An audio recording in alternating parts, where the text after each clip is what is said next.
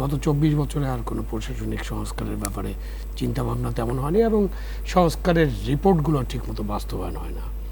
সংস্কার নিয়ে খুব মজার মজার বিষয় আছে, যে সংস্কার কমিটি করা হয়, এরা অনেক দিন ধরে আলাপ আলোচনা করেন, অনেক তারকারা থাকেন এখানে।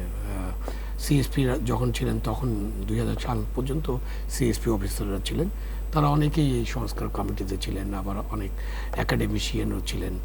তো তারা বসেন, আলাপ আলোচনা করেন এবং কিছু কিছু সংস্কার প্রস্তাব দেন।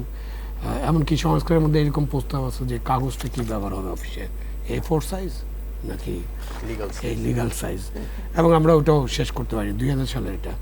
যদিও সচিবালয়ে A4 সাইজ মোটামুটি ব্যবহার করা হয়েছে, কেন ওটা তো পুরো পরিবর্তন করতে হয়, ফাইলের সাইজ চেঞ্জ করতে হয়, তো সচিবালয়ে ফাইলের সাইজ চেঞ্জ হয়নি। অন্যদিকে জুডিশিয়াল তো তাদের ওই লিগাল সাইজ ছাড়া তারা কোনো কাজ করতে পারেন না। তো এই আমি একটা ছোট উদাহরণ দিলাম, মানে সংস্কার এমনও হয়। তো এখন যে সংস্কারের কথা চিন্তাভাবনা করা হচ্ছে, সেটার সাথে রাষ্ট্রযন্ত্রকে আরও কতটা জনকল্যাণমুখী করা যায় সেটা নিয়ে মনে হয় প্রাধান্যটা বেশি দেবেন সংস্কারে যারা দায়িত্ব পাবেন। কারণটা হচ্ছে যে আপনি প্রশ্ন করতে পারেন রাষ্ট্র তাহলে কী করে। রাষ্ট্র তো আসলে জনকল্যাণ করছিল না এতদিন, কারণ আমাদের মুক্তিযুদ্ধ, ৯০-এর গণ অভ্যুত্থান বা ২৪-এর যে ছাত্রজনের গণ অভ্যুত্থান বলি, এগুলোর লক্ষ্য কিন্তু মোটামুটি এক আমার কাছে।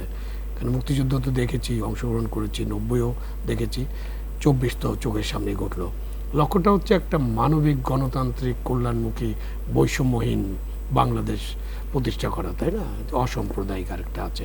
তো কোনো কোনো সময় দুই একটা জিনিস সামনে চলে আসে, আবার পিছনে চলে যায়। যেমন গণতান্ত্রিক বিষয়টা হয়তো স্বৈরাচারের সময় বেশি ছিল ৯০-এর গণ অভ্যুত্থানে। এবার আসছে বৈষম্য, কেন বৈষম্য দূর করা এটা কিন্তু মুক্তিযুদ্ধের অন্যতম প্রধান এজেন্ডা ছিল।